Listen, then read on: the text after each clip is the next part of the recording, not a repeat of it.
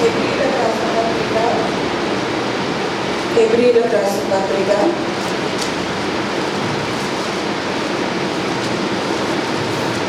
10వ అధ్యాయం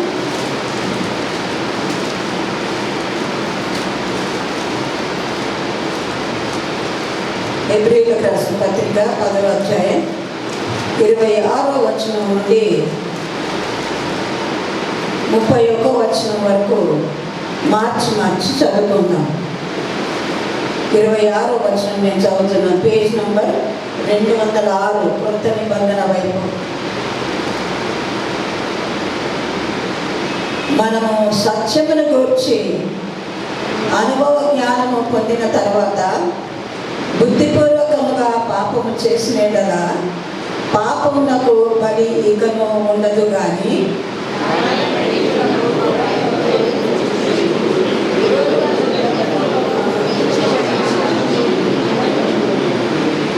28వ వచనం, ఎవడైనా మోషే ధర్మశాస్త్రమును నిరాకరించిన యెడల 2-3 సాక్షుల మాట మీద కనికరింపకుండా వాని చంపించుదురు.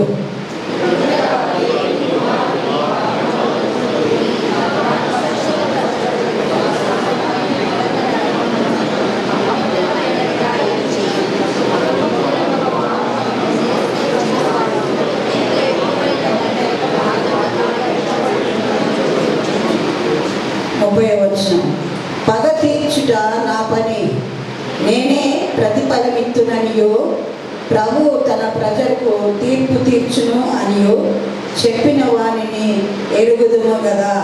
చివరి వచనం అందరం చదువుకున్నాం. జీవం గల దేవుని చేతిలో పడుట భయంకరము. దేవుడి పరిశుద్ధ వాక్యమును మన ఆత్మీయ మేలు నిమిత్తమై దీవించును గాక. చిన్న ప్రార్థన చేసుకుందాం. ఎవరు మరి మీరు ప్రార్థన చేసుకోండి. దేవుడు మనతో మాట్లాడాలని స్తోత్రం. దేవుడు నాతో మాట్లాడాలి అని మనం చిన్న ప్రార్థన చేసుకున్నాం. నా ప్రార్థనతో కూడా మీరు ఏకీభవించవలసిందిగా కోరుతున్నాను. పరిశుద్ధులమైన దేవానికి స్తోత్రాలు. నైనా నీవు పరిశుద్ధులవు తండ్రి, నీకు స్తోత్రాలు. నీ మాటలు పరిశుద్ధమైనవి తండ్రి, నీకు స్తోత్రాలు. 7 మారులు పుటము వేయబడి ఆయన సువర్ణ శుద్ధముగా చేయబడినటువంటి నీ మాటలను మేము ధ్యానిస్తుండగా తండ్రి ప్రభా, మాకు నీ యొక్క మాటలను బోధించమని ప్రార్థిస్తున్నాం. పరిశుద్ధ గ్రంథంలో లిఖించబడినటువంటి ప్రతి మాట, ప్రతి అక్షరము తండ్రి నాయన తండ్రి నీవు ఇచ్చినటువంటి మాటలు కనుక ఎంతో జాగ్రత్తగా భయభక్తులతో ప్రభా ఈ వాక్యాన్ని మేము చదువుకొని ధ్యానించి నాయన తండ్రి ఆ ప్రకారంగా మేము జీవించడానికి ప్రభా మీరు కృపను అనుగ్రహించమని ప్రార్థిస్తున్నాం తండ్రి. ఎక్కడైతే మేము తప్పిపోతున్నామా తండ్రి ప్రభా శుద్ధిగా మాతో మాట్లాడండి. మమ్మను తండ్రి నీ వాక్యానికి లోపడే హృదయాన్ని మాకు అనుగ్రహించండి ప్రభా. నాయన వినగలిగే చెవులు దయచేయండి, గ్రహించగల మనసు దయచేయండి. నాతో మాట్లాడండి ప్రభా, వ్యక్తిగతంగా నాతో మాట్లాడండి ప్రభా. నాయన నా హృదయాన్ని నొప్పింప చేయండి ప్రభా. నాయన తండ్రి నా హృదయంలో నీ వాక్యాన్ని నింపుకొని తండ్రి ఆ ప్రకారంగా జీవించకు నా జీవితంలో ఒక తీర్మానం తీసుకోవడానికి మీరు కృప చూపమని ప్రార్థిస్తున్నాం. ఈ వాక్యం నా జీవితంలో వ్యర్థం కాకూడదు ప్రభా. నాయన విని నేను మర్చిదానిగా నేను ఉండకుండానట్లుగా తండ్రి ఈ వాక్యం అందరి కొరకు నా కొరకు నాయన తండ్రి ఆశీర్వాదకరంగా ఉండినట్లుగా మీరు సహాయం చేయండి. నీ వాక్యాన్ని ధ్యానిస్తున్నప్పుడు మాకు భయం కలగాలి ప్రభా. నీ సన్నిధిలో మేము ఉన్నప్పుడు భయభక్తులతో ఉండాలని ప్రభా మాకు నేర్పించండి తండ్రి. మీ స్తోత్రాలు నాయన. నీ భయంకరుడమైనటువంటి దేవుడు, భీకరుడమైనటువంటి దేవుడు ప్రభా. నాయన తండ్రి మహా ఉగ్రతను కలిగినటువంటి దేవుడు ప్రభా. నాయన రోషం కలిగినటువంటి దేవుడు ప్రభా, ప్రేమ కలిగినటువంటి దేవుడు, జాలి కలిగినటువంటి దేవుడు. అయితే నీ కృపను మేము నిరంతరం చేసేవారిగా ఉండకుండా నాయన కృపకు పాత్రులుగా మేము ఉంటున్నట్లుగా నీ వాక్యాన్ని అంగీకరించినట్లుగా నాయన నీ వాక్యానుసారంగా దైవ చిత్తానుసారంగా నేను నడుచుకోవడానికి ప్రభా మీరు మా కృపను గ్రహించమని మీ వాక్యాన్ని మీ నామాన్ని గొప్ప చేసుకోండి తండ్రి ప్రభా. ఆయన ఈ వాక్యం ద్వారా తండ్రి ప్రభా మా జీవితాలు దీవించబడటానికి మీరు కృపను గ్రహించమని ఆయన వచ్చినటువంటి వీళ్ళందరినీ దీవించండి. ఇంకా తండ్రి రావాల్సినటువంటి వారిని మీరు త్వరపెట్టండి. నాయన నీ నామానికి నీ వాక్యాన్ని తండ్రి మేము మహింపరుస్తూ ఘనపరుస్తూ మీ కృతజ్ఞతాస్తుతులు వందనాలు చెల్లిస్తూ ఈ కొద్ది ప్రార్థన యేసు అతి పరిశుద్ధ నామమున ప్రార్థించి వేడుకుంటున్నాను తండ్రి. దేవుని వాక్యంలో పరిశుద్ధ గ్రంథంలో చాలా విస్తారమైనటువంటి విషయాలు బోధించబడుతూ ఉన్నాయి. ఆ విషయాలను మనము చాలాసార్లు తేలికగా లేదా మరి ఇది నాకు అర్థం కావట్లేదు కానీ నేను చదువుకుంటూ వెళ్ళిపోతున్నాము అని మనం అనుకోకూడదు.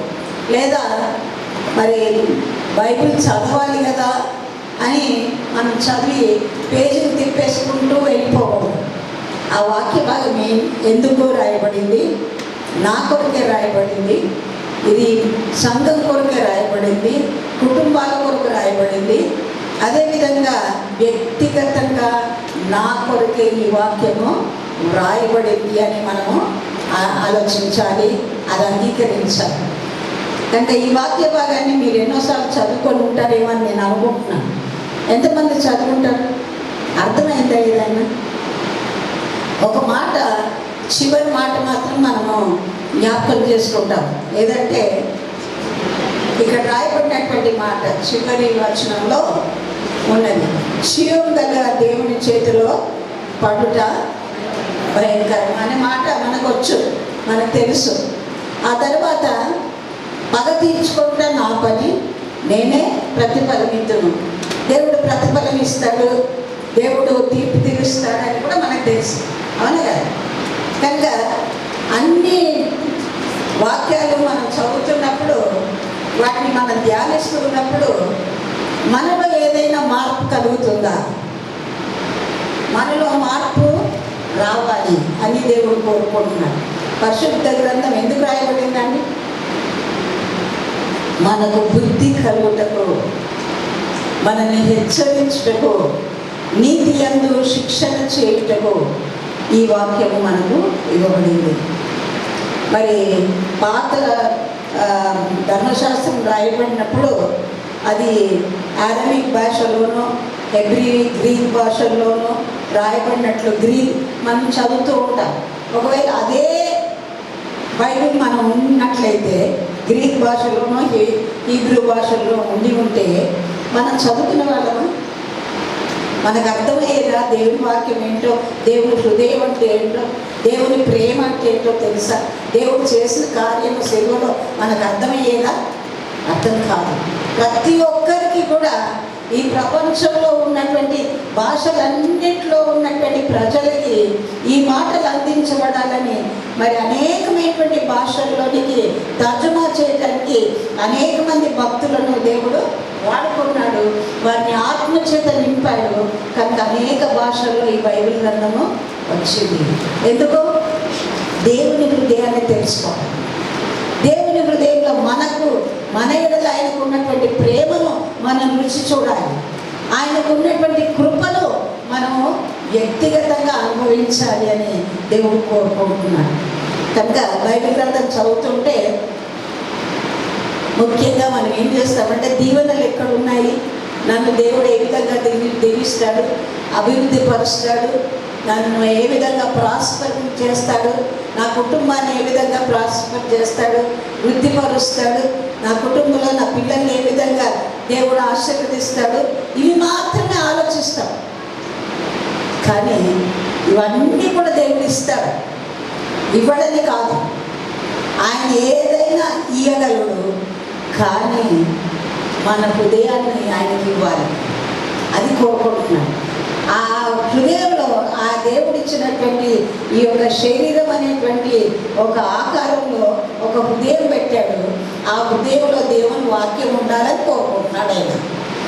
కనుక ఎఫెసీ పత్రికలో చెప్తున్నటువంటి మాట ఏంటంటే, నీ వాక్యము నా హృదయంలో సమృద్ధిగా నింపాలి. మనం సమృద్ధిగా నింపుకుంటున్నామా? విని మర్చిపోతున్నామా? చదివి మర్చిపోతున్నాం కదా. కనుక ఎవరైనా కూడా దేవుని వాక్యం చదివితే నేను ఒక పరీక్షకు సిద్ధపడతాను చూడండి, జ్ఞాపకం ఉంచుకొని నేను రాయాలి, నేను మార్కులు తెచ్చుకోవాలి అని ఆ ఆశతో చదువుతారో ఆ విధంగా చదవాలి. అప్పుడు అవి మనకు హృదయంలో ఉంటాయి, జ్ఞాపకంలో ఉంటాయి. అది ఎప్పుడు అడిగినా మనకు పలానప్పుడు ఈ వాక్యాన్ని చదివాను కదా అని దేవుడు జ్ఞాపకం చేస్తూ వస్తాడు. కనుక ఈ వాక్య భాగాన్ని మనం చూసినప్పుడు నేను ఈ వాక్య భాగానికి ఒక అంశాన్ని పెట్టాను, ఒక టాపిక్ అని పెట్టాను. ఏంటంటే విల్ఫుల్లీ రిజెక్టింగ్ గాడ్. ఏంటంటే మనస్ఫూర్తిగా బుద్ధిపూర్వకంగా యేసు ప్రభువుని తృణీకరించుట అనేటువంటి ఈ వాక్య భాగాన్ని మనం ధ్యానం చేద్దాం. విల్ఫుల్లీ అంటే ఇష్టపూర్వకంగానే, మనకు తెలుసు బుద్ధిపూర్వకంగానే ఆయనను మనం తృణీకరించేవారుగా మనం ఉన్నాం, రిజెక్ట్ చేసేవారుగా ఉన్నాం. ఆయనను తృణీకరించడం అంటే ఆయన వాక్యానికి లోబడకుండా ఉండటము, ఆయన వాక్యం నాకు కాదులే ఇతరులకు అని అనుకోవటము, అది ఇతరుల మీదకి నెట్టేయటం అన్నమాట. ఇది నాకు కాదు, నా ముందు కూర్చున్న వాళ్ళకి, నా ప్రక్కన కూర్చున్న వాళ్ళకి, లేదా ఇది వాళ్ళకైతే సరిపోతుంది అని మన ఆలోచనలు వస్తాయి. కానీ దేవుడు ఆ విధంగా కోరుకోవట్లేదు. The Bible is not for the group, it is for the individual. ప్రతి ఒక్కరికి వ్యక్తిగతంగా ఈ వాక్యం రాయబడింది. ప్రతి ఒక్కరూ చదవాలి, ప్రతి ఒక్కరూ వాటి హృదయాన్ని పరీక్షించుకోవాలి. ఇది నా కొరకే రాయబడింది. God's letter, God's love letter to a individual. దేవుని యొక్క ప్రేమ ఉత్తరం అన్నమాట ఇది. మనం ఏమేం చేయాలి అనుకుంటే, ఎవరినైతే మనం ఎక్కువ ప్రేమిస్తామో వాళ్ళు ఏ విధంగా ఉండాలని మనం కోరుకుంటామో అది మనం పంచుకోవటం అన్నమాట. దేవుడు మనల్ని ప్రేమిస్తున్నాడు కనుక మనం ఏ విధంగా ఉండాలి అని ఆయన మనకు ఉత్తరం ద్వారా హెచ్చరిస్తూ రాస్తున్నటువంటి మాటలు అన్నమాట. కనుక ఏ విధంగా చదవాలంటే ఆసక్తిగా చదవాలి. దేవుడు నన్ను ప్రేమిస్తున్నాడు కనుక ఈ మాటలు నాకే అని మనం చదవాలి. 26వ వచనంలో మనం చదువుకున్నట్లయితే అక్కడ చెప్తున్నటువంటి మాట ఏంటంటే, మీరు మీ బైబిల్లో చూడండి, మనము సత్యమును గూర్చి అనుభవ జ్ఞానము పొందిన తరువాత అని మొదటి లైన్లో ఉంది. సత్యమును గూర్చి అంటే మరి బైబిల్ అంతా సత్యమా కాదా? అవునా కాదా? ఏది సత్యము? యేసు ప్రభువే సత్యము. తండ్రి అయినటువంటి దేవుడు, త్రిత్వము, కుమారుడు, పరిశుద్ధాత్మ కలిసి సృష్టినంతా చేశాడు. అది సత్యం. అది మనం చూడలే కానీ నమ్ముతున్నాం. ఆయన సర్వశక్తిమంతుడు, ఆయన ప్రేమ కలిగినటువంటి దేవుడు, ఆయన కృప కలిగినటువంటి దేవుడు, ఆయన వాక్యమే సత్యము. యోహాను సువార్త 17:17లో నీ వాక్యమే సత్యము. యోహాను సువార్త 14:6 ఏమనుంది? నేనే మార్గం, నేనే సత్యము, నేనే జీవం. మనం ఎవరైనా చెప్పగలమా? ఏ దేవుడైనా చెప్పాడా నేను సత్యమని? అది మనం నమ్మాలి. మనం నేర్చుకుంటుంది బైబిల్ చదివితే ఆయనను గూర్చినటువంటి ఆ సత్యాన్ని మనం అనుభవపూర్వకంగా తెలుసుకోవాలి. ఏం చేయాలి? నాకే తెలియాలి, ఎవరో చెప్తే కాదు. దేవుడు ఎట్టివాడై ఉన్నాడో, ఆయనకున్నటువంటి శక్తి ఏంటో, ఆయన మాటలు ఉన్నటువంటి శక్తి ఏంటో, ఆయన ప్రేమ ఏంటో, ఆ సిలువలో ఆయన చేసిన కార్యం ఏంటో అది నేను అనుభవపూర్వకంగా తెలుసుకోవాలి. అది దేవుడు కోరుకుంటున్నటువంటి విషయం. కనుక తీర్పు తీర్చే దేవుడు అని తెలుసు, పక్షపాతం లేని దేవుడు అని తెలుసు, మనకు ప్రేమ కలిగి క్షమిస్తాడని తెలుసు, అన్నీ తెలుసు. మనకు తెలియదంటూ ఏమీ లేదు బైబిల్ గ్రంథంలో, అన్నీ తెలుసు. కానీ అవి నాకు అనే మనం అనుకోమంతే. సత్యాన్ని గురించి మనకు బాగా తెలుసు. ఆయనలో అబద్ధం లేదు, ఆయనలో కపటం లేదు, ఆయనలో దొంగతనం లేదు, ఆయనలో ఎటువంటి పాపము లేదు. పాపము లేదు అని ఎవరైనా నిరూపించగలుగుతాడా? ఎవరు నిరూపించలేకపోయారు. ఆయనను విమర్శించినప్పుడు కూడా ఆ సిలువకు వెళ్ళే ముందు ఆయనను విమర్శించినా కూడా ఆయనలో ఒక్క తప్పు కూడా వాళ్ళు పట్టుకోలేకపోయారు. కానీ ఆయన తీర్పు తీర్చాడు సిలువ వేయాలని. అది ఆయన అన్యాయపు తీర్పును పొందుకున్నాడు అని మనం గ్రహించాలి. ఎందుకొరకు? మన పాపాల కొరకు ఆయన అన్యాయంగా తీర్పు తీర్చబడ్డాడు. అది భరించాడు, అవమానాన్ని భరించాడు.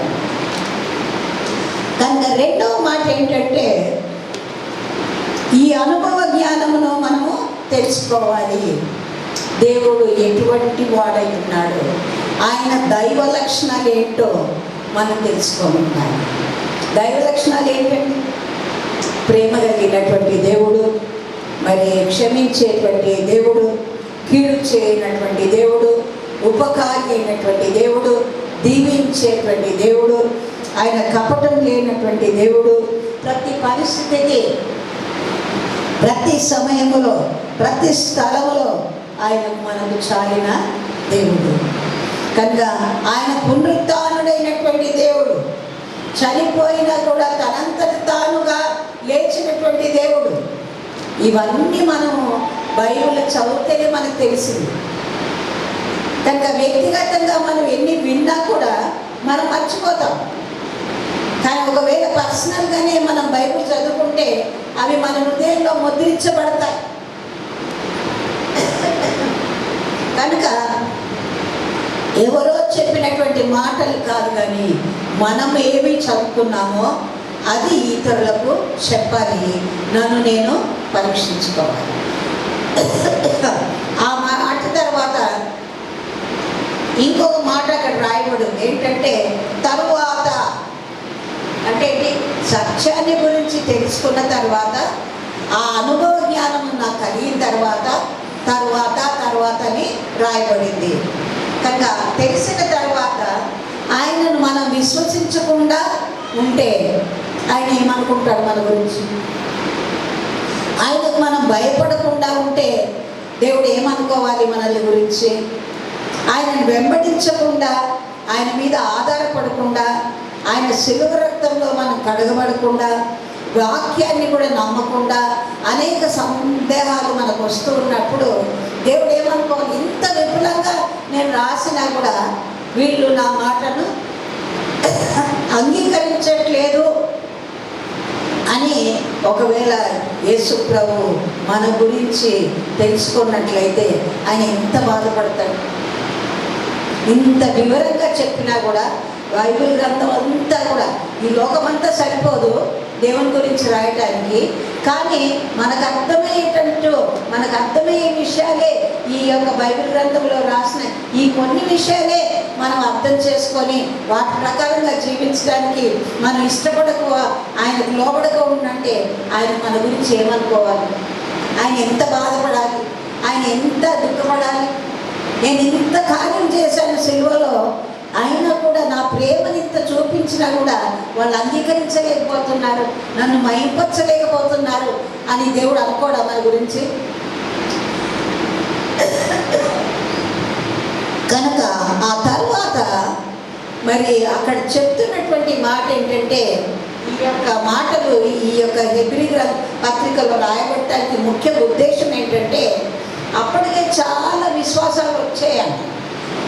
అంటే యేసు ప్రభు కాకుండా అనేక మంది తప్పుడు దోవలకు వెళ్ళిపోవడం, దేవతలను ఆరాధించడం, ఇతర దేవతలను పూజించడం.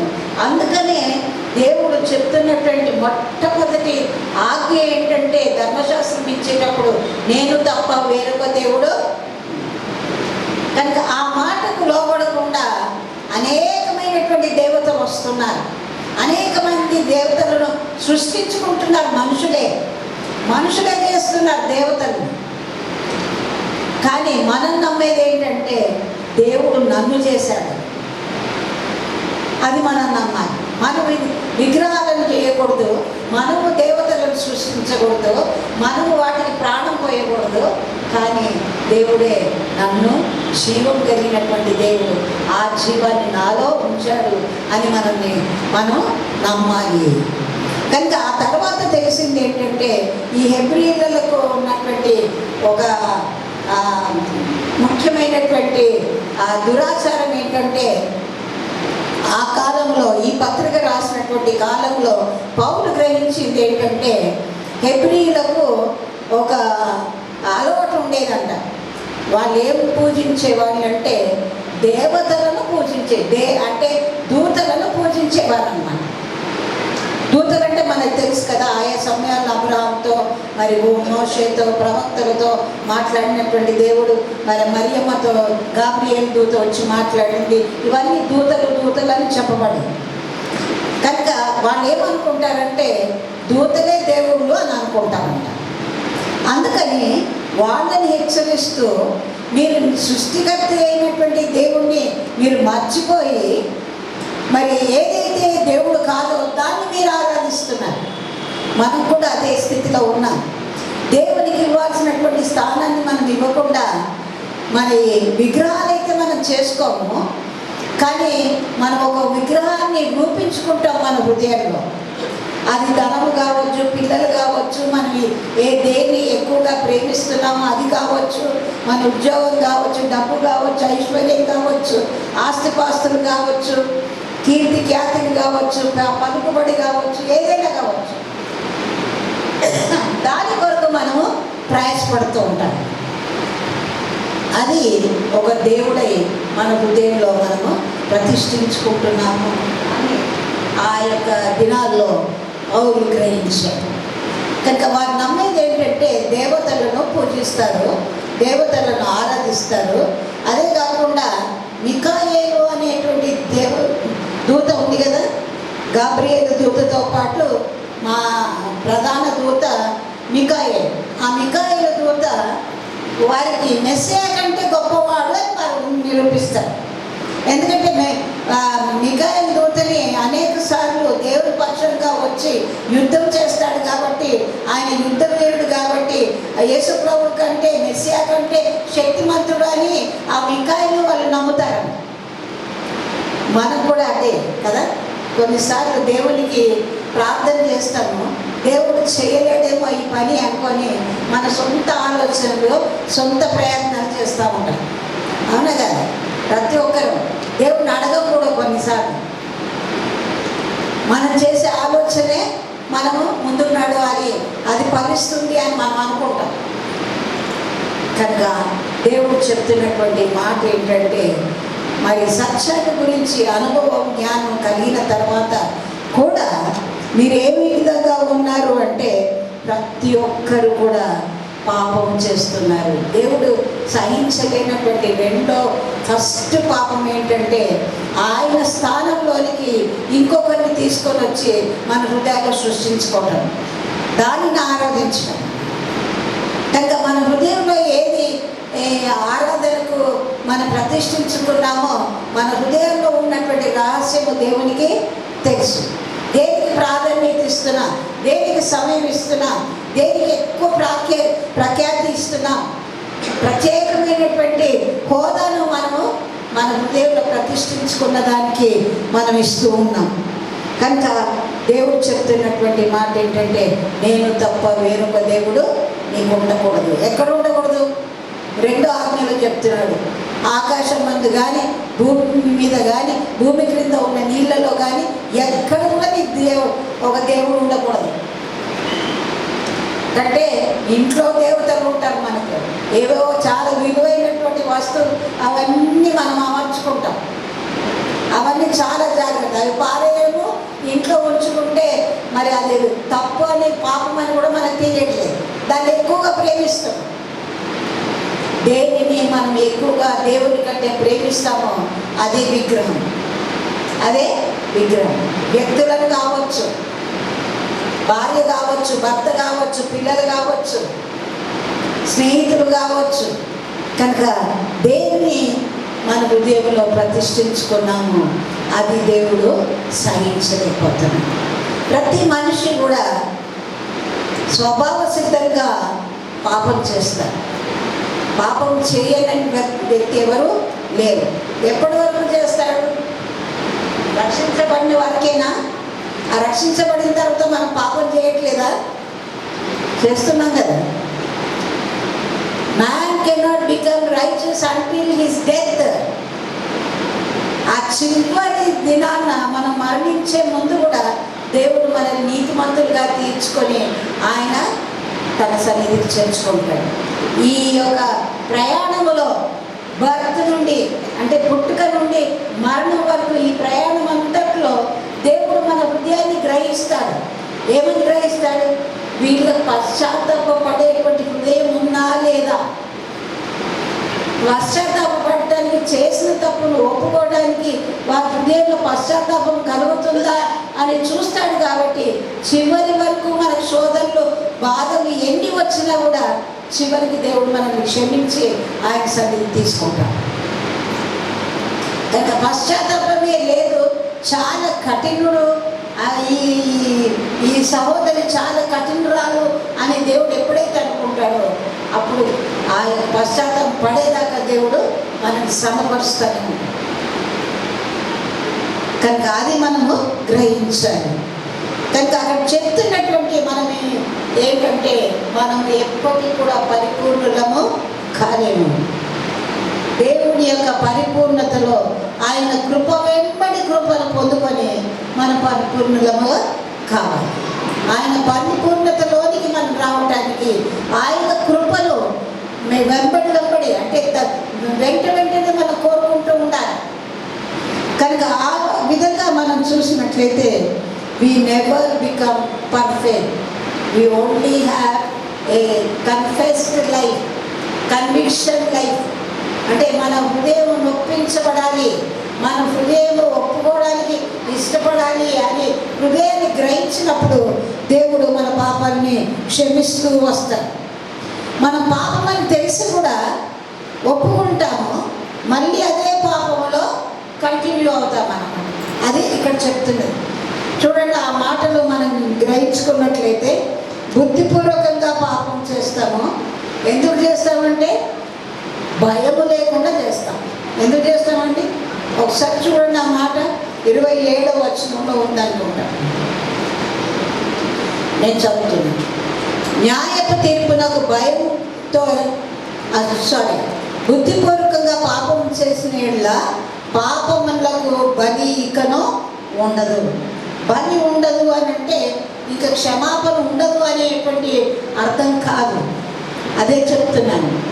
హృదయంలో పశ్చాత్తాపము కలిగేటువంటి హృదయము నీ హృదయంలో ఉన్నదో లేదో చూసి దేవుడు అప్పుడు నిన్ను చివరి వరకు కూడా నిన్ను క్రమపరచడానికి దేవుడు ఇష్టపడతాడు.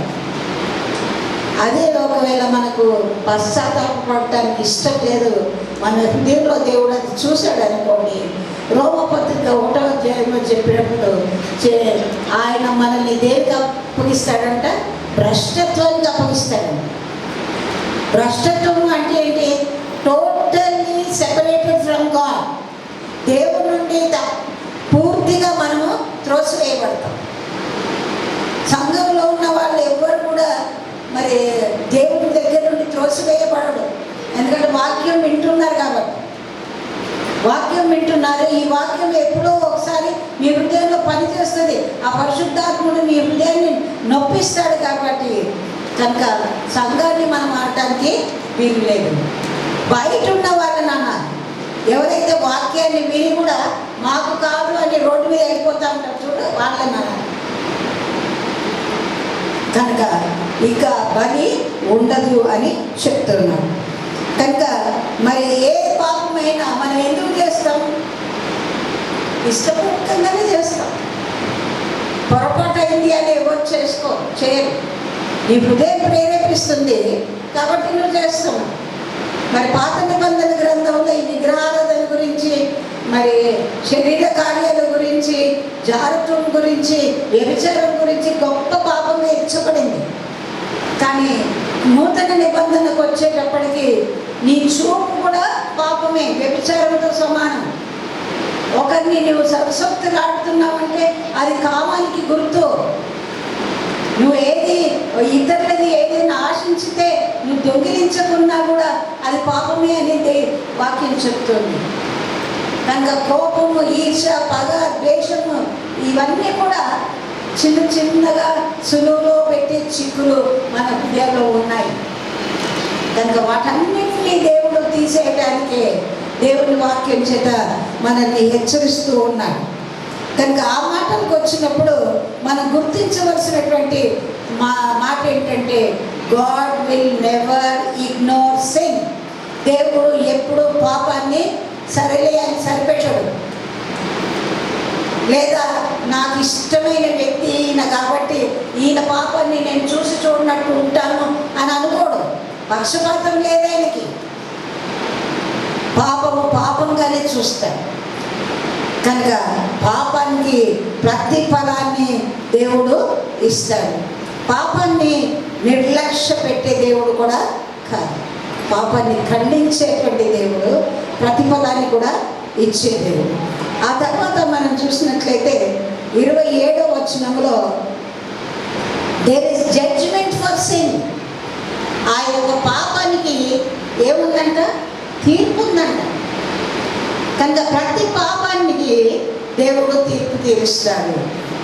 పాపం అనేది పెద్ద పాపము, చిన్న పాపము, చిన్న అబద్ధము, పెద్ద అబద్ధము అనేవి ఉండదు. దొంగతనము, చిన్న దొంగతనము, పెద్దతనము అని ఉండదు. అన్నీ ఒకటే పాపం. పాపం అంటే పాపమే. కనుక అవిధేయత అంటే అవిధేయతని. ఆ విధంగా ఉన్నప్పుడు దేవుని యొక్క న్యాయ తీర్పునకు మనం ఎదురు చూస్తూ ఉంటాం అన్నమాట. కనుక పాపం చేసే వాళ్ళకి తెలుసా లేదా? నాకు దీనికి ప్రతిఫలం ఇస్తాడు దేవుడు అని తెలుసా లేదా? తెలుసు. దేవుడు తీర్పు తీరుస్తాడా? ఎవరన్నా ఇక్కడ దేవుడు తీర్పు తీర్చాడు, నన్ను చూడట్లేదు అనుకున్న వాళ్ళు ఎవరైనా ఉంటే చేతులెత్తండి. నేను చేసే ప్రతి మాట, నేను పలికే ప్రతి మాట, నేను చేసే ప్రతి క్రియకు దేవుడు ప్రతిఫలాన్ని ఇస్తాడు అని మనకు తెలుసు. అదే అనుభవంగా మనం తెలుసుకుంటున్నాం. అయినా we are continuing in the sin. మనం పాపంలోనే కొనసాగుతూ ఉన్నాం. అందుకనే మనం పాపం చేస్తే ఏం ఎదురు చూడాలంట? న్యాయ తీర్పు ఉంటుందని ఎదురు చూడాలి. రెండవదిగా చూసినట్లయితే విరోధులను దహింపబోవు తీక్ష్ణమైన అగ్ని ఉండును. కనుక దేవుడు దేనితో పరీక్షిస్తాడంటే అగ్నితో పరీక్షిస్తాడు.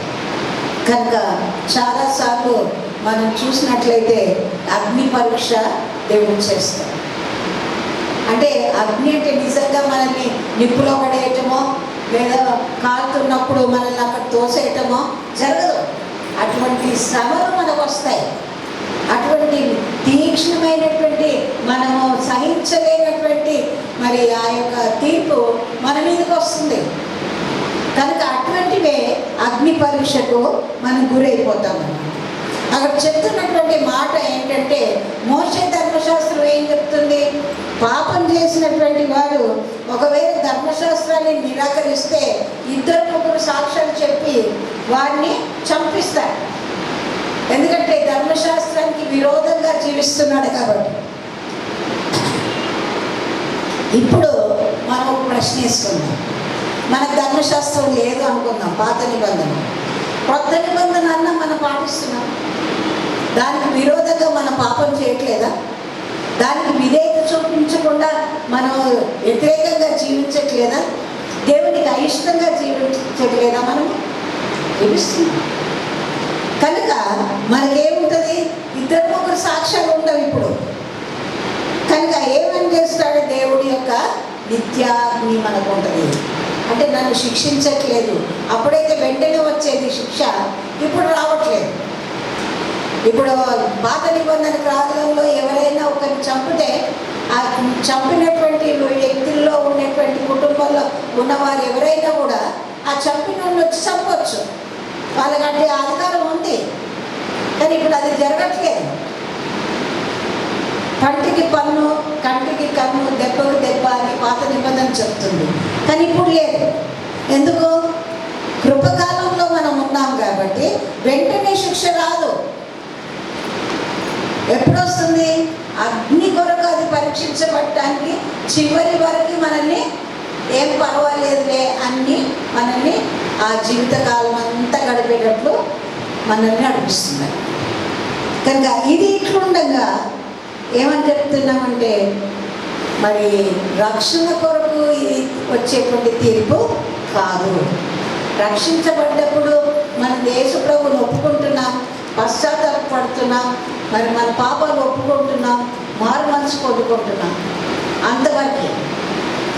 ఆ తర్వాత ఆ యొక్క రక్షణ పొందుకోకముందు, బాప్తిజం తీసుకోకముందు మనం క్షమాపణ పొందుకున్నాం కాబట్టి ప్రతి పాపము పూర్వం చేసినంత కూడా క్షమించబడింది.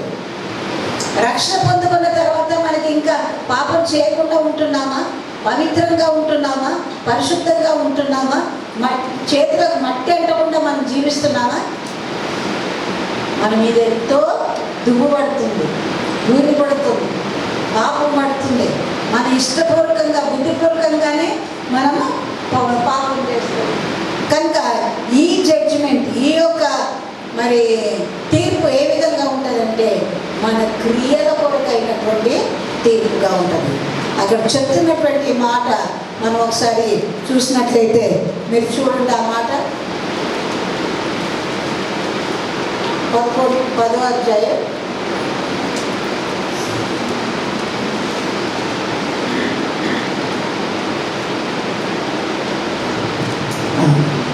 29వ వచనం. 28వ వచనంలో మోషే ధర్మశాస్త్రం గురించి చెప్పాడు. అయితే 29వ వచనంలో చూసినట్లే, ఇట్లుండగా దేవుని కుమారుని పాదములతో తొక్కి తాను పరిశుద్ధపరచబట్టకై సాధనమైన నిబంధన రక్తమును అపవిత్రమైనదిగా ఎంచి కృపకు మూలముగా ఆత్మను తిరస్కరించేవాడు ఎంత ఎక్కువైన దండనకు పాత్రుడుగా ఎంచబడునని మీకు తోచుచున్నది. కనుక రక్షించబడిన తర్వాత మొట్టమొదటిగా జరిగేది ఏంటంటే దేవుని కుమారుని పాదములతో త్రొక్కుతారు. యేసు ప్రభు దేవుడై ఉన్నాడు. ఆయన మహాప్రభు, మహాదేవుడు, గొప్పవాడు, అద్భుతాలు చేసే దేవుడు, సృష్టికర్త అయినటువంటి దేవుడు. కనుక శక్తివంతుడైన దేవుడు, సర్వాధికారి అయినటువంటి దేవుడు. ఆయన అంటే ఏం చేస్తారంట? పాదములతో తొక్కుతారు. అంటే అంత విలువలేనిదిగా చేస్తారు. ఆయనను దుమ్ము, మన పాదాల కింద ఏముంటుందండి? దుమ్ము ఉంటుంది, మట్టి ఉంటుంది. అంత దిగదారుస్తున్నాం అన్నమాట దేవుని. యేసు ప్రభువుని, నా కొరకు ప్రాణం పెట్టినటువంటి నా యేసయ్యను నేనే పాదంతో తొక్కేస్తున్నాను అన్నమాట. ఆయన విలువ లేకుండా చేస్తున్నాను, ఆయనకు ఘనత లేకుండా చేస్తున్నాం, ఆయనను అవమానపరిచేవారుగా ఉన్నాం, ఆయనకు అపకీర్తి తెచ్చేవారుగా ఉన్నాం, ఆయనను మనం హెచ్చించట్లేదు, ఆయనను అగౌరవపరిచేవారుగా మనము ఉన్నాము. పాదములతో త్రొక్కి అంటే ఏమన్నమాట? దేవుడు చేసిన శిలువ కార్యాన్ని మనం ధృవీకరిస్తున్నాం. యేసు ప్రభు తను తాను అప్పగించుకొని తన స్వరక్తం ఇచ్చి తన పాపం, మన పాపములు ఆయన మీద వేసుకొని మనం పాపమే చేయలేదన్నట్లు మనల్ని నీతిమంతులుగా తీర్చినటువంటి ఆ దేవుణ్ణి మనం ఏం చేస్తున్నామంట? పాదములు తొక్కేస్తున్నాం.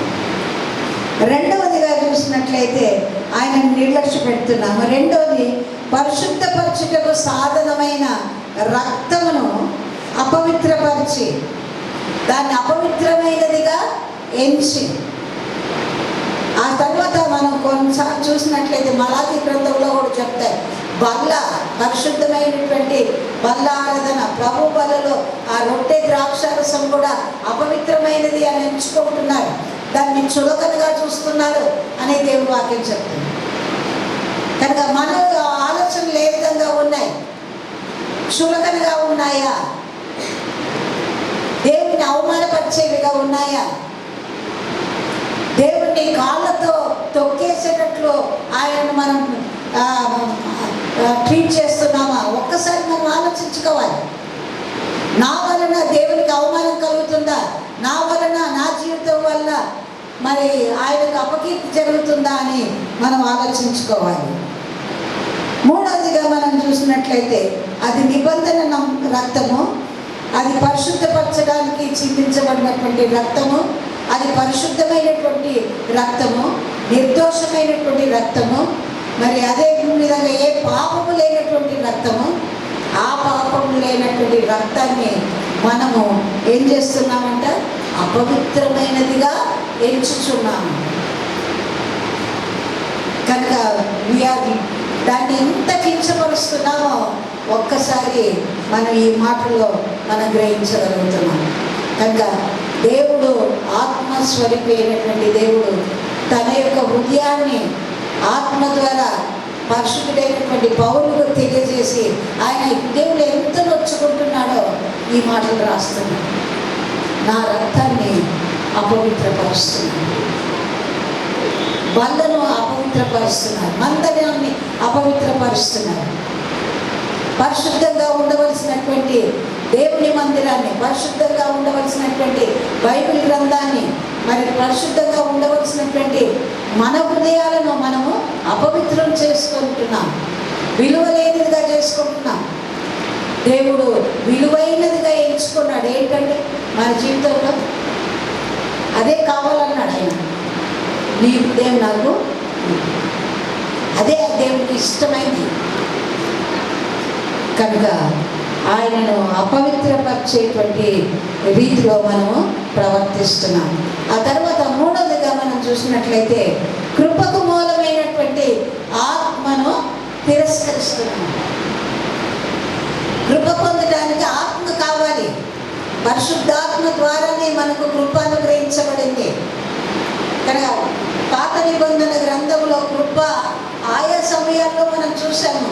అనేక భక్తులకు కృప ఉన్నది కాబట్టి గొప్ప కార్యాలు చేయగలిగారు. కృప ఉన్నది కాబట్టి వాళ్ళు ప్రవచించగలిగారు. కానీ విస్తారంగా కృప కుమ్మరించబడింది నూతన నిబంధన గ్రంథంలో శిష్యుల కాలంలో. కానీ ఆ నింపుదల 120 మంది పెంతెకోస్తు దినాన ఆ మేడగది మీద ఉన్నప్పుడు పరలోకంలో నుండి పరిశుద్ధాత్మ దిగి భూలోకానికి వచ్చాడు. ఇప్పుడు పరిశుద్ధాత్మ ఎక్కడ ఉన్నాడండి? భూలోకంలో ఉన్నాడంటే గాలిలో తిరగట్లేదు. నీ హృదయంలో నా హృదయంలో ఉండాలనుకుంటున్నాను, నీ హృదయంలో నా హృదయంలో నివాసం చేయాలనుకుంటున్నాను. కనుక ఈ ఆత్మను మనం ఏం చేస్తున్నామంట? తిరస్కరిస్తున్నామంట, తృణీకరిస్తున్నామంట, నిర్లక్ష్య పెడుతున్నామంట, అవమానపరుస్తున్నామంట.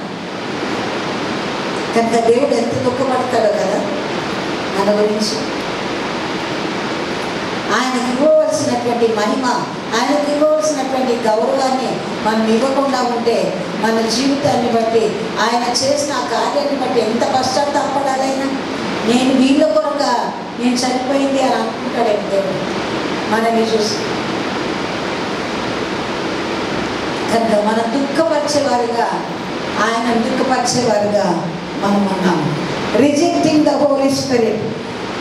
ఈ యొక్క హోలీ స్పిరిట్ పరిశుద్ధాత్ముడు కృపకు నిలయమై ఉన్నాడు. కృపకు ఆ యొక్క సోర్స్ అన్నమాట. ఆ కృపలో నుండే మనకు, పరిశుద్ధాత్మ నుండే మన కృప దొరుకుతుంది. కనుక వీఆర్ డిస్గ్రేసింగ్ గాడ్. దేవుణ్ణి అవమానపరిచేవారుగా మనం ఉంటున్నాం. కనుక ఇటువంటి కార్యాలు మనం చేసినప్పుడు మరి ఇంకెంత ఎక్కువైన దండనకు మనం పాత్రలం కావాలి. చూడండి, మోషే ధర్మశాస్త్రం ప్రకారంగా 2-3 సాక్ష్యాలు పెట్టి చంపించారు. ఆయన చచ్చిపోయాడు అక్కడే. నేరం చేసిన వాడు చచ్చిపోయాడు. మనం నేరం చేస్తున్నాము, ఇంకా ఇక్కడ బ్రతికే ఉన్నాము. కానీ ఇంకా ఎక్కువైన దండనకు మనం పాత్రలు అవుతాం. ఎక్కడ?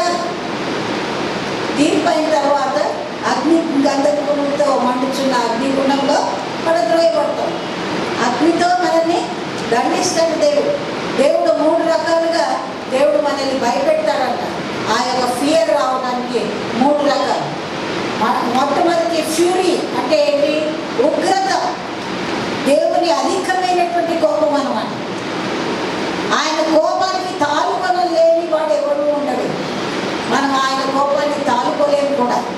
కనుక ఆయన కోపాన్ని మనకు చూపించట్లేదు. ఇంకా కృప, ఇంకా కృప, ఇంకా కృప, అధికమైనటువంటి కృపను ఆయన చూపెడుతూ వస్తున్నాడు. ఆయన ఇంకా తాళిని కలిగి ఉన్నాడు, ఇంకా ఓర్పు కలిగి ఉన్నాడు, దీర్ఘశాంతం కలిగి ఉన్నాడంటే మన ఎడల. ఆయన అవమానపరుస్తున్నా కూడా ఆయన సహిస్తూ వచ్చాడు. యేసు ప్రభు శిలువ వేయబడి చేస్తున్నటువంటి ఆ దృశ్యాన్ని మనం చూస్తుంటే ఆయన అంత అసహ్యకరమైనటువంటి జీవితం జీవించాడండి. ఆయన మీద ఉమ్మేయడానికి ఆయన వస్త్రం తీసేస్తే ఒక్కసారి మనం వేసుకున్న బట్టలు ఎవరైనా ఇట్లా లాగితేనే మనం ఓర్చుకోలేము. ఆయన అంత అవమానపరిచాడు, వస్త్రాలు తీసేశారు. ఆయన దేవుడై ఉండి కూడా ఆయన నడి వీధుల్లో వీడ్చుకొని పోయాడు. ఎందుకొరకు? మన కొరకే కదా, నా కొరకే కదా. మనం ఆయనను అవమానపరుస్తున్నాం. మనకు ఆయన ఘనతనిస్తుంటే, ఆయన మనల్ని ఘనపరుస్తూ ఉంటే, ఆయన మనల్ని హెచ్చిస్తూ ఉంటే, ఆయనకు ఇంకా ఎక్కువగా ఆయన హీన స్థితిలో అవమానకరంగా మనం ఆయన ట్రీట్ చేస్తున్నాం. కనుక అక్కడ చెప్తున్నటువంటి మాట ఏంటంటే, నూతన నిబంధన కాలంలో మరి ఎక్కువైన దండనకు పాత్రులమవుతాము. ఆ తర్వాత మనం చూసినట్లయితే దేవుడు తగిన రీతిగా మూల్యము చెల్లించు. అక్కడ చూడండి, మాట చాలా చక్కగా రాయబడింది. హెబ్రీయులకు రాసిన పత్రిక 10వ అధ్యాయంలో 30వ వచనం, పగ తీర్చుట నా పని, నేనే ప్రతిఫలం నిత్తునని ఆయన చెబుతున్నాడు. ప్రభువు తన ప్రజలకు తీర్పు తీర్చును అని చెప్పిన వారిని మనం ఎరుగుదుము. మీరు ఎరుగుదురా? ఆయన తీర్పు తీరుస్తాడని మీరు ఎరుగుదురా? ప్రతి ఒక్కరము మనం తెలుసుకోవాలి, ఆయన తీర్పు తీరుస్తాడని. కనుక మనకు రెండు ఆప్షన్స్ ఉంటాయి, ఎస్ ఆర్ నో. రెండే ఉంటాయి, మల్టిపుల్ చాయిస్ ఉండదు. ఒకవేళ మన పాపాన్ని ఒప్పుకొని క్షమాపణన్నా కోరుకోవాలి, లేదా మన మీదకి ఉగ్రత రావాలనన్నా మనం కోరుకోవాలి. ఉగ్రత రావాలి అని అనుకుంటే ఏం చేయాలి? మన పాపాలు ఒప్పుకోకుండా, క్షమించబడకుండా ఇంకా పాపంలోనే కొనసాగుతూ జీవించాలి. అందుకనే దావీదు భక్తుడు 51వ కీర్తనలో ఏమంటున్నాడు? నా పాపం నా ఎదుట ఉంది. ఏ విధంగా ఉంది? పెద్ద కొండలు గుట్టల్లాగా పేర్పోయింది. అది అట్లా పేర్చుకుంటాం అన్నమాట పాపాన్ని మనం. అది దేవుని ఎదుట ఉంది, మన ఎదుట కూడా ఆ పాపం ఉంది. కనుక ఒప్పుకోవాలి, మనము క్షమించబడాలి. అదొకటే మార్గం. ఆ మార్గాన్ని మనం తృణీకరించామనుకోండి, రెండవ మార్గం ఒకటే ఏంటంటే, we have to face the judgement. మనం తీర్పును ఎదుర్కోవాల్సి వస్తుంది. కనుక రెండు ఆప్షన్స్. మనం ఏం చేయాలో, నా మీకు ఉగ్రత వస్తుంది అని మనం ఒప్పుకోకుండా కొనసాగిపోవాలి. కనుక దేవుడు చెప్తున్నటువంటి మాట ఏంటంటే, పగ తీర్చుకొనుట నా పని. దేవుడే పగ తీర్చుకుంటాడు. కొందరు అంటారు కదా, నా సంగతి నీకు తెలియదు, నేను పగ కలిగిన ఎట్లాగైనా నేను పగ తీర్చుకుంటా. అది పావులకు ఉంటుంది. పాము దేని కొడుతూ? సాతాను కొడుతూ. సాతాననే చెప్పింది కదా ఆదాము ఏదైనా వనంలో. కనుక పగ తీర్చుకునేది దేవుని వశం, మనుషుల వశం కాదు. కనుక నేను ఒకవేళ ఎవరికైనా పగ తీర్చుకోవాలని అనుకుంటే, దేవుడు నా మీద పగ తీర్చుకోవాలి. ఏం చేస్తారా? సీక్వెన్స్. నేను ఒకరికి పగ తీర్చుకునేటట్టు నేను మాట్లాడి నేను పగ తీర్చే పరిస్థితిలో కొనసాగుతూ ఉంటే, నా మీద పగ తీర్చుకోవడానికి నా వెనుక దేవుడు ఉన్నాడు, నా పైన దేవుడు ఉన్నాడు. నా మీద ఆయన పగ తీర్చుకోవాలి. కనుక మన బలహీనతలు మనం ఎరిగిన వారు, తెలియని వారిని ఏం కాదు. మనం ఏం చేస్తున్నామో తెలుసు, మనం ఏం పలుకుతున్నామో తెలుసు, మనం ఏ విధంగా ప్రవర్తిస్తున్నామో తెలుసు, మనం ఏ మార్గంలో నడిచిపోతున్నామో తెలుసు. అన్నీ తెలిసి కూడా మనం ఆ విధంగానే కొనసాగుతూనే ఉన్నాము. అందుకనే దేవుడు చెప్తున్న మాట ఏంటంటే, పగ తీర్చుకుంటా నా పని. Vengeance is mine. ఆయనే పగ తీర్చుకుంటాడు. ఇంత ప్రేమ కలిగిన దేవుడు పగ తీర్చుకుంటాడా అని ఇంకో బోధ అన్నమాట. ఆయన ప్రేమ కలిగిన దేవుడు కదా, శాశ్వతమైన ప్రేమతో ప్రేమిస్తానంటున్నాడు కదా, ఆయన పగ తీర్చుకుంటాడా? కానీ పగ తీర్చుకునే పరిస్థితులు నేనే కల్పిస్తున్నాను. వ్యక్తిగతంగా మనమే ఆయన పగ తెచ్చుకునేటట్టు అవకాశాన్ని ఇస్తున్నాం. ఆయన ప్రేమ కలిగిన దేవుడే, క్షమించే దేవుడే, దీర్ఘశాంతం కలిగిన దేవుడే. కానీ వాటన్నిటికీ మనం లోపడకుండా ఇంకా పాపంలోనే కొనసాగుతూ ఆయన యొక్క శిలువ రక్తాన్ని నిరాకరిస్తూ ఆయనకు పడినటువంటి ఆ యొక్క హింసలను మనం గ్రహించకుండా ఉండి పాపంలోనే జీవిస్తూ పాపంలోనే కొనసాగుతూ ఉంటే ఆయన ఊరుకుండే దేవుడు కాదు, పగ తీర్చుకునే దేవుడు, తన ఉగ్రతను కుమ్మరించేటువంటి దేవుడు. అందుకనే 31వ వచనంలో ఏమని చెప్తున్నాడంటే, అక్కడ జీవం కలిగినటువంటి దేవుని చేతిలో పడుట బహు భయంకరము. జీవం కలిగినటువంటి దేవుడు, మన దేవుడు సజీవుడైనటువంటి దేవుడు. ఆయన ఏదో జీవం లేకుండా, ఊపిరి లేకుండా, కళ్ళుండి కూడా చూడలేక, నోరుండి మాట్లాడలేక, మరి చెవులుండి వినలేక ఉండే దేవుడు కాదు. ఆయన చూసే దేవుడు, వినే దేవుడు, మాట్లాడే దేవుడు, ఉగ్రతను చూపే దేవుడు, కృపను చూపే దేవుడు, ప్రేమను చూపే దేవుడు, క్షమించే దేవుడు. అయినప్పటికీ కూడా మనం ఇంకా పాపంలో కొనసాగుతూ ఆయనను చాలా తిరస్కరించి ఆయన నిర్లక్ష్యం చేసిన ఆయన శిలువగలిగిన దేవుడు. కాబట్టి ఆయన చేతిలో మనం పడటము భయంకరము, భయంకరము, డ్రెడ్ఫుల్ అని వాడబడింది. డ్రెడ్ఫుల్ అంటే సావుకు అది సిద్ధం, మరణానికి అది సాదృశ్యం. కనుక జీవం కలిగినటువంటి దేవుడు ఏ యొక్క చేతులతో ఆయన మనల్ని చేశాడో, ఏ దేవుడు ఆయన జీవవాయువును మనలో ఊది మనల్ని జీవింపజేస్తున్నాడు, ఆ దేవుడే మన మీద ఉగ్రతను కూడా కుమ్మరించే దేవుడు.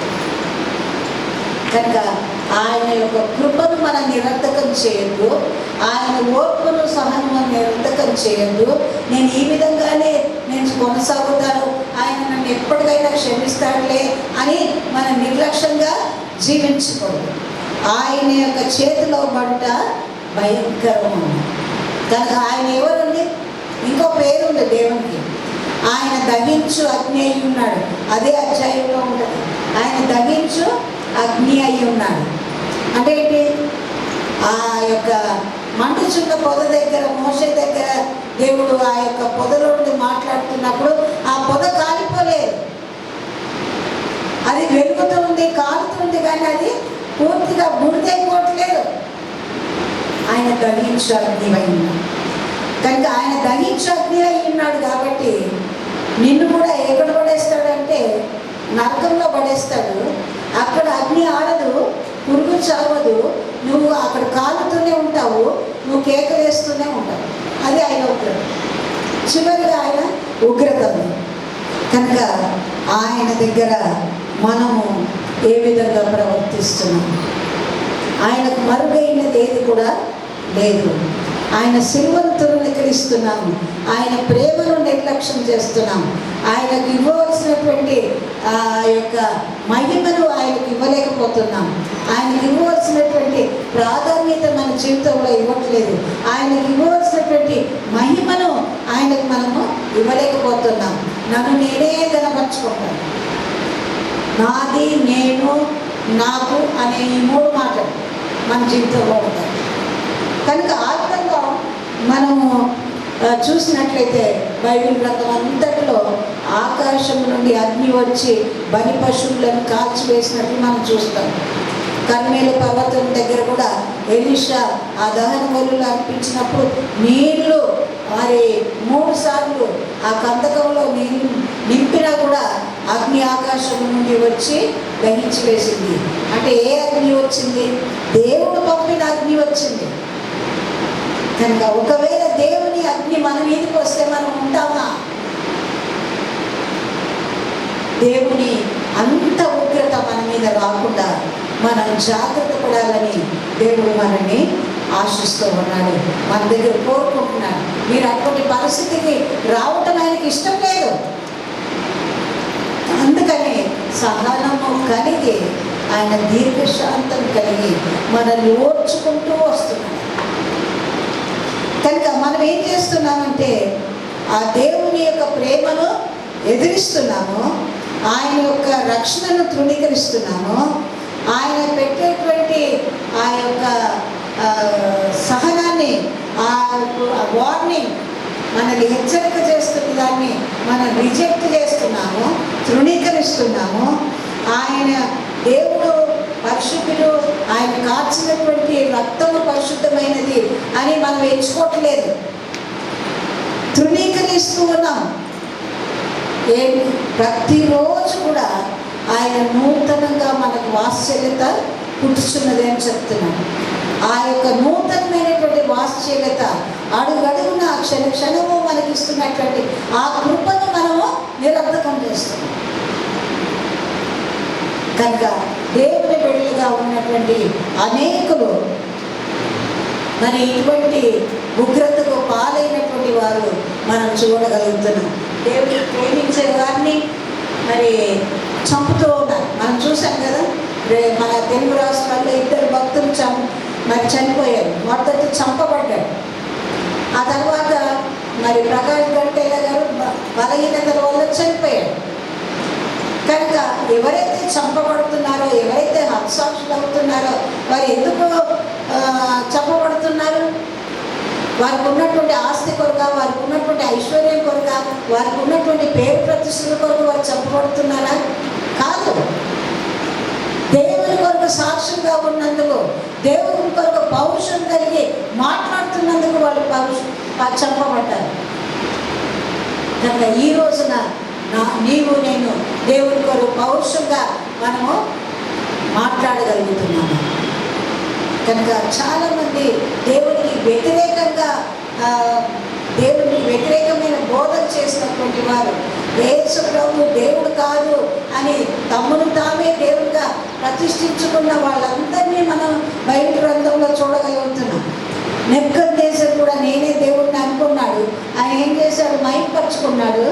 మరి ఆయన ఏమయ్యాడు? గడ్డి తినే పశువుగా మారిపోయాడు. ఒక మనిషి గడ్డి తినటము ఆ రాజ్యంలో ఉన్న ప్రజలందరూ చూశారు. ఎంత అవమానం! కనుక ఆ విధంగా మరి చాలాసార్లు జరుగుతుంది. మీరు ఎంతమంది విన్నారో నాకైతే తెలియదు, కానీ బ్రన్హామ్ అనేటువంటి ఒక ఆయన ఉన్నాడు. మరి ఆయన బోధ ఏంటంటే ఆయనే దేవుడు. ఆయన ప్రత్యక్షమయ్యాడంటే దేవుడు ఆయనకు ఒక బంగారు పలుకలు దొరికాయి. ఆ బంగారు పలుకల్లో ఉన్నటువంటి మాటలు ఆయన బోధిస్తాడు. కనుక బైబిల్ గ్రంథం బోధించడు అంటే ఆయన దేవుడి మాటలను తిరస్కరిస్తున్నాడు అన్నమాట. ఆయన ఒకప్పుడు జీవించిన కాలంలో ఆయన ప్రవచించాడంట. 1977 సంవత్సరంలో యేసు ప్రభు 2వ రాకడ వస్తుంది అని ప్రకటించాడంట. దేవుడు నాకు బయలుపరిచాడు, దేవుడు నాతో చెప్పాడు, దేవుడు నాకు ప్రత్యక్షమై నాతో మాట్లాడాడు ఈ సంగతి అని చెప్పాడు. 1977 సంవత్సరం రాకముందే 1933 సంవత్సరంలో చచ్చిపోయాడు. ఆయన చూడలేదు అసలు. 1977 ఎప్పుడు గడిచిపోయిందండి? ఇంకా ఎన్ని సంవత్సరాలు దేవుడు రాకుండా ఉన్నదని అది నెరవేరలేదే. కనుక ఇటువంటి వ్యతిరేకతలు కలిగి, వ్యతిరేక బోధలు కలిగి బైబిల్కు విరుద్ధంగా చెప్పేటువంటి వారు మరి ఏ విధంగా దేవుని ఉగ్రత పాలయ్యారో మనం గ్రహించగలుగుతున్నాం. కనుక ఇంకొక విషయం రీసెంట్గా జరిగిందంటే, నైజీరియాలో మీరు చూసే ఉంటారు యూట్యూబ్లో వచ్చి, నైజీరియాలో 30 మంది క్రిస్టియన్స్ని, క్రైస్తవులను ఉరి తీయాలని నిర్ణయించుకున్నారు. వరుసగా వాళ్ళని మోకరింపజేశారు. మరి అంతా కట్టేశారు, చేతులు కట్టేశారు, కాళ్ళు కట్టేశారు, వాళ్ళు పారిపోకుండా. ఇక అబౌట్ టు షూట్ అన్నమాట. వాళ్ళు ఇంకా వాళ్ళను గన్ షాట్ ఇచ్చి చంపేయాలి. వాళ్ళ పిల్లల్ని, వాళ్ళ భార్యలందరినీ కూడా ఒక గదిలో వేసి తలుపులు వేసేసారు. కిటికీలో నుండి వాళ్ళు చంపబడుతుంటే చూడాలని ఏర్పాటు చేశారు. కానీ భార్య పిల్లలు ప్రార్థన చేస్తున్నారు, చిన్నపిల్లలు ప్రార్థన చేస్తున్నారు, అక్కడ దేవుడు నమ్ముకున్న వాళ్ళందరూ ప్రార్థన చేస్తున్నారు. ఎవరైతే చంపబడబోతున్నారో వాళ్ళు కూడా మోకరించి వాళ్ళు ప్రార్థన చేసుకుంటున్నారు. సడన్గా ఏమైందో తెలుసా, పెద్ద తుఫాన్ వచ్చింది, సైక్లోన్ లాగా వచ్చింది. అసలు మనుషులే కొట్టుకొని పోతుందంట. అక్కడ ఉన్నటువంటి ఇల్లు అన్నీ, గోడలు అన్నీ పడిపోతున్నాయి, చెట్లు పడిపోతున్నాయి. మహా ఉగ్రత, దేవుని ఉగ్రత వచ్చింది. ఆ తర్వాత ఆ గాలిలో నుండి పెద్ద వర్షం వచ్చిందండి. ఆ వర్షానికి వాళ్ళు నడవలేకపోతున్నారు, అడుగులు లేకపోతున్నారు. ఎవరైతే చంపుతారన్నారో వాళ్ళు కూడా అక్కడి నుండి పారిపోయారంట, పరిగెత్తుకొని తలదాచుకొని వెళ్ళిపోయారంట. కానీ ఈ 35 మంది మాత్రం మోకరించి అదే విధంగా ప్రార్థన చేస్తారు. దేవుడు ఒక గొప్ప కార్యం చేసి ఆ యొక్క మరి అదే గాలి తుఫాను వలన, ఆ వర్షం వలన వారికి మరణ శిక్ష రాకుండా చేశారు. అంతవరకు కూడా వాతావరణం బాగుందంట. సడన్గా వీళ్ళు ఎప్పుడైతే షూట్ చేయాలనుకున్నారో అప్పుడు ప్రారంభమైంది ఈ గాలి తుఫాను. కనుక ఎవరైతే చంపాలని అనుకున్నారో వాళ్ళు కూడా ఇది దేవుని కార్యము, దేవుడు మీ పట్ల చేసిన అద్భుత కార్యం అని వాళ్ళు నమ్మారంట. అప్పుడు కొందరు నమ్మి దేవుని విశ్వసించారు. కనుక దేవుని ఉగ్రత మనం తృణీకరిస్తే దేవుని ఉగ్రత వస్తుంది. దేవుని యొక్క బిడ్డలను తృణీకరిస్తే దేవుని ఉగ్రత మనకి వస్తుంది. దేవుని వాక్యానికి విరుద్ధంగా మనం జీవిస్తే మనకి ఉగ్రత వస్తుంది. దేవుడు అన్నీ చెప్పాడు బైబిల్ గ్రంథంలో, మనం అన్నీ పాటించట్లేదు, నేను కూడా పాటించట్లేదు. కానీ మనము మన హృదయంలో నిర్ణయించుకోవాలి, ప్రభు నేను ఒక్కొక్కటి నేర్చుకుంటున్నప్పుడు నన్ను నేను సరి చేసుకుంటా, ప్రభు ఈ విధంగానే నీకు అనుకూలంగా నేను జీవిస్తాను అనే ఒక తీర్మానానికి మనం రావాలి. పాపానికి దూరంగా జీవించాలి, పాపాన్ని అసహించుకుంటూ జీవించాలి. కనుక పరిశుద్ధంగానే మనము ఎంచుకోవాలి. వాక్యము పరిశుద్ధమైనది, మందిరము పరిశుద్ధమైనది, ఆయన నామము పరిశుద్ధమైనది, ఆయన మాటలు పరిశుద్ధమైనవి. మన దేవుడు అతి పరిశుద్ధుడు. హల్లెలూయా. ఆ పరిశుద్ధిని మనం తృణీకరించకూడదు. ఆయన మన పట్ల చేస్తున్న ప్రతి కార్యాన్ని మనం నిర్లక్ష్యం పెట్టకూడదు.